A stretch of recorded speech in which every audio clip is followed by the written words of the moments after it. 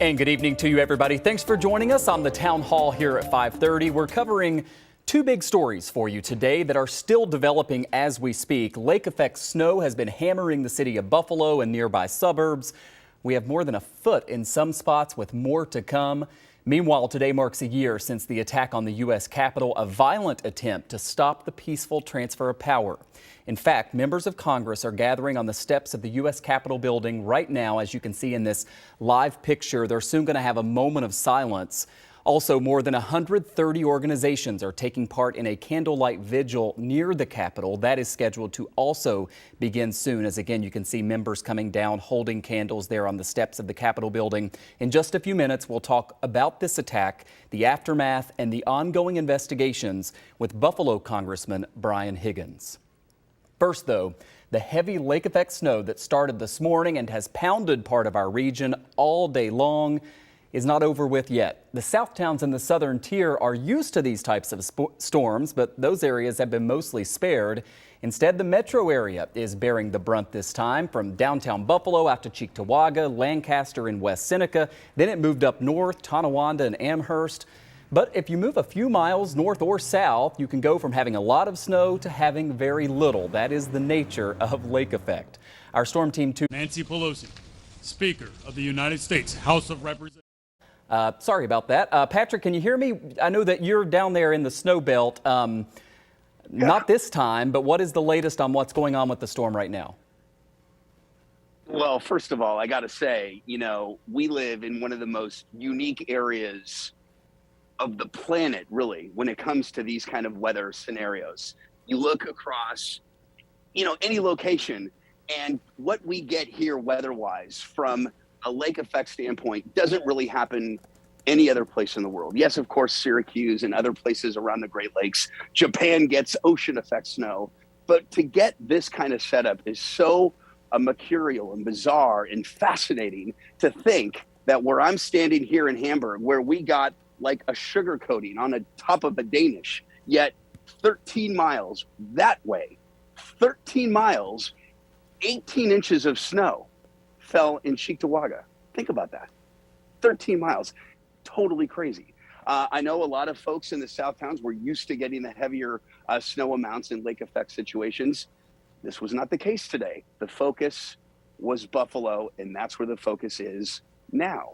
That lake effect band set up, take a live look at radar, set up this morning. It came a little late. It set up at about 4:35 this morning. And boy, did it make a late arrival, but quite an entrance it made. It lifted through Buffalo, sat there for a few hours, decided to go, hey, I want to go to North Tonawanda and hang out there for a bit. It did. And then decided to slowly crawl back to the city, and that's where it is now. And it's losing a little bit of steam, but I have a feeling it's going to fire up again as it gets a little more juice as it slowly heads back through the city, and then eventually down here in the south towns, where I know a lot of kids are waiting for it because they had their days off of school and didn't really get much snow. Some of the totals you can see are impressive. The airport at 14 and a half inches of snow. That doubles the record set back in 1974, doubles the record, which was at 7.4 inches, I believe, or 7.3. Anyway, you get the idea. You could see that total in Cheektowaga, Depew, so many impressive totals. And of course, we're not done yet. A few flakes are beginning to fly here now, Michael. But again, one of the unique things about Western New York, many unique things, but there's one of them. Lake effect is one of our pride and joys, I got to say, from a weather standpoint. And today was one of those days where you kind of sat in awe and watched this whole thing unfold. And clearly it's not done yet. And it's now heading our way. Yeah, we will be following it closely. It was striking to hear you talk earlier today just how rare this is. It's not rare for us, but we are rare in terms of the globe and the few places where something like this can happen. It really is fascinating. Carl Lamb is going to have our full forecast when we come back and check on this in just a little bit. Patrick, thank you very much. Good to see you. Mm-hmm. Good to see you. All right, now to the conversation happening all across America today, a year after the violent attack at the U.S. Capitol, which was intended to stop the counting of electoral votes and keep the candidate that won out of the White House. The worry for a lot of people Could something like that happen again? We're joined now by Congressman Brian Higgins, a Democrat who represents parts of Western New York, including Buffalo. It's really nice to have you on tonight. I just want to start with your reflections a year after this attack. Some of the perpetrators now serving time in prison, many others awaiting trial, but a lot of investigations continue. Yeah, 338 people have been arrested with charges relating to the incident 1 year ago. Started the morning off, went for a run down the National Mall. Noticed, a lot of the protesters were gathering, but there was no ominous sign at that point. But obviously things changed pretty dramatically later in the day. So I was leaving my office at the Rayburn House office building. At about 2:02, I arrived at the Capitol to be told by a Capitol police officer that nobody is being let in and that we were to go back to our office and to shelter in place and watch the events unfold in real time on television back in my office. Yeah, and I know that we were able to speak with you kind of as this was still playing out. I want to share with our viewers a little snippet from a phone interview that we did just a year ago, right in the aftermath of this Capitol. Let's listen to what you told us. This is a violent assault on American democracy perpetrated by Trump, Cruz, Hawley, and incited by them as well, and their gutless colleagues in Congress. You were referring there to members of Congress who had objected to counting votes from swing states, even though President Biden had clearly won them. Chris Jacobs from here in Western New York was part of that. He voted not to certify the votes from Arizona and Pennsylvania, even though Biden won and even after the insurrection. We tried to get Jacobs on the show today as well. His press secretary said he had a prior engagement. But Congressman, I want to share part of a statement we got. He said, quote, "As I have said before, the violence we witnessed on January 6th was abhorrent and has no place in our democracy." But he went on to criticize Democrats for seeking political retribution instead of focusing on security failures. He then talked about inflation, the southern border, energy prices.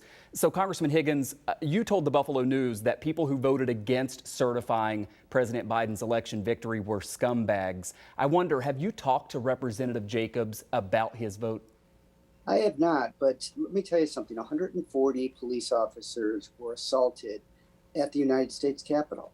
It was a mob that was summoned by the president, who urged the attack on the United States Capitol and then ran the other way and watched the death and destruction that he unleashed unfold by television. This is a very serious incident. And think about this for a moment. How can members of Congress, 147 of whom voted against certifying this election, they too were elected or reelected in the same election, and they accepted the results of the election for themselves, but not for the president. Joe Biden won the popular vote by 7 million votes. He received 306 electoral votes. Trump's own Homeland Security official said that this election in 2020 was the safest and securest in American history. You can't reconcile the two. There is an investigation going on to determine the full extent to which the president was responsible for this. That should continue. It is bipartisan in nature, and let the facts take us where they will. And that leads into our final question about the January 6th Select Committee there in the House. What are your thoughts going forward? Who still needs to be held accountable for what happened a year ago? Well, I think all information right now points to the president himself. There is very compelling information that has been subpoenaed that talks about his own family members going into the Oval Office and encouraging the president to say something, to go on national television, to urge the protesters to retreat. So this is a very serious matter. Keep in mind, the Capitol Police have a responsibility to protect members of Congress so that they can continue in their constitutional responsibilities. That's what they were doing that day. So this was a terrible obstruction of that. And if you think about it, the Trump campaign filed 61 lawsuits in federal and state court, all of which were thrown out. So this is what's going on. Look, we have America and American democracy is a special gift. And, you know, our nation is imperfect, but it's a good nation. And we all need to be better sons and daughters of the nation. And we all have that responsibility. And my hope is that in the new year, given what we experienced last year, that we will find peace, we will find reconciliation, and we will find those who are accountable most for that insurrection that occurred 1 year ago today. Yeah, it is a somber day for sure. We mentioned that we invited Representative Chris Jacobs on the show. We also reached out to Representative Tom Reed from our region. He also declined, but he did put out a statement calling January 6th, 2021, the darkest day of his congressional career. Congressman Higgins, you may agree with that. We appreciate you coming on. Thank you very much. Thanks for having me.